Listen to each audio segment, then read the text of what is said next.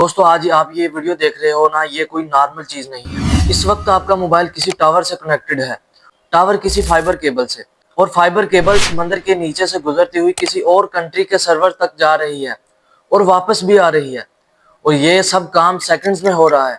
لیکن سوچو، اگر ایک دن صبح آپ اٹھیں اور موبائل کی سکرین پر صرف ایک ہی لائن پائیں کہ نو انٹرنیٹ کنیکشن، نہ پیسہ چلے گا، نہ ہاسپٹلز، نہ آرمی، نہ سکولز۔ سوال یہ نہیں کہ انٹرنیٹ کتنا پاورفل ہے، بلکہ سوال یہ ہے کہ انٹرنیٹ آیا کہاں سے، انٹرنیٹ کیوں آیا، کس نے انٹرنیٹ بنایا۔ آج میں آپ کو انٹرنیٹ کی اصل کہانی سنانے جا رہا ہوں، جو یوٹیوب اور گوگل سے نہیں شروع ہوتی، بلکہ شروع ہوتی ہے ایک ڈر سے، نیوکلیر وار کے ڈر سے۔ اور یہ جنگ آج تک چل رہی ہے، اے آئی اور ڈیجیٹل ایڈکشن کے ساتھ۔ اور ہاں، ہر بات ریفرنس کے ساتھ آپ کی سکرین پر موجود ہوگی، تاکہ یہ کہانی صرف کہانی نہ لگے، ہسٹری بن جائے۔ تو ویڈیو کو سٹارٹ کرتے ہیں۔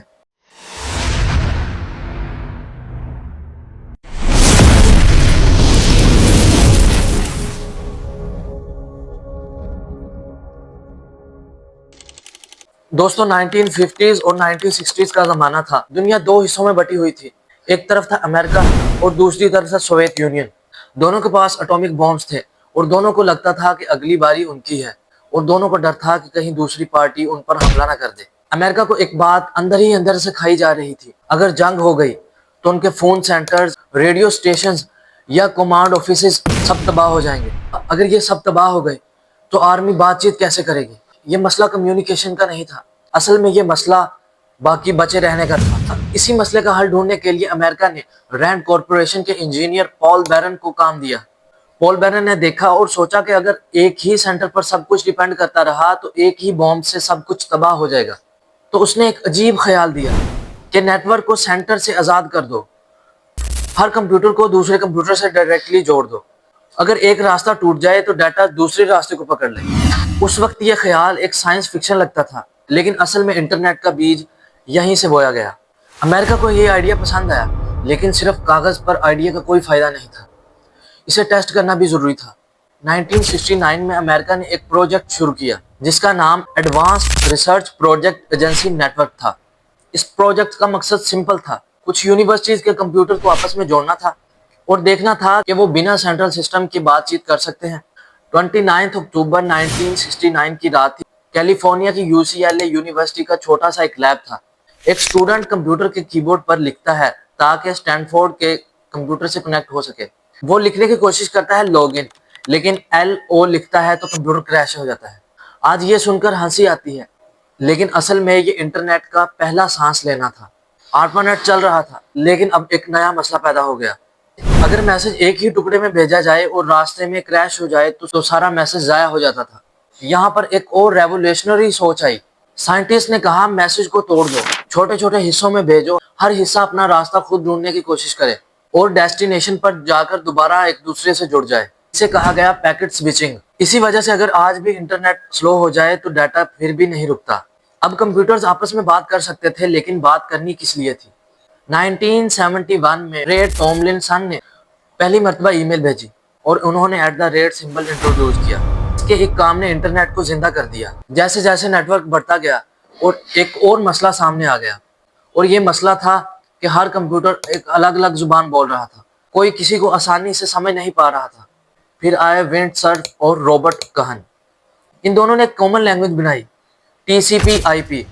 1 جنوری 1983 ARPANET نے TCP/IP کو جوائن کر لیا۔ اسی دن کو ماڈرن انٹرنیٹ کا برتھ ڈے کہا جاتا ہے۔ انٹرنیٹ زندہ تھا، لیکن صرف ابھی تک سائنٹسٹ کے لیے۔ 1989 میں CERN کے ایک سائنٹسٹ ٹم برنر لی نے سوچا انفارمیشن کو پیجز کی شکل میں کیوں نہ جوڑا جائے، جہاں ایک چیز سے دوسری چیز پر کلک کیا جائے۔ پھر 1991 میں پہلی مرتبہ دنیا میں ایک ویب سائٹ لائیو ہوئی، جو ویب سائٹ تھی info.cern.ch۔ انٹرنیٹ اب عام لوگوں کے لیے بھی تھا، لیکن تھوڑا بورنگ تھا۔ 1993 میں موزک براؤزر آیا، امیجز، ٹیکسٹ اور کلکس سب ایک جگہ تھے۔ انٹرنیٹ اب بورنگ نہیں رہا، انٹرنیٹ اٹریکٹیو ہو گیا۔ اس کے بعد سپیڈ آئی، براڈ بینڈ آیا، گوگل، یوٹیوب آئے، اور پھر 2007 میں آئی فون، اسمارٹ فون نے انٹرنیٹ کو ہماری جیب میں ڈال دیا۔ آج ہم انٹرنیٹ یوز نہیں کرتے، بلکہ ہم انٹرنیٹ میں رہ رہے ہیں۔ اب آتے ہیں کہ انٹرنیٹ نے ہماری زندگی کو کیسے بدلا۔ انٹرنیٹ نے ہمیں ایجوکیشن دی، سکلز دی اور یہاں تک کہ روزگار دی۔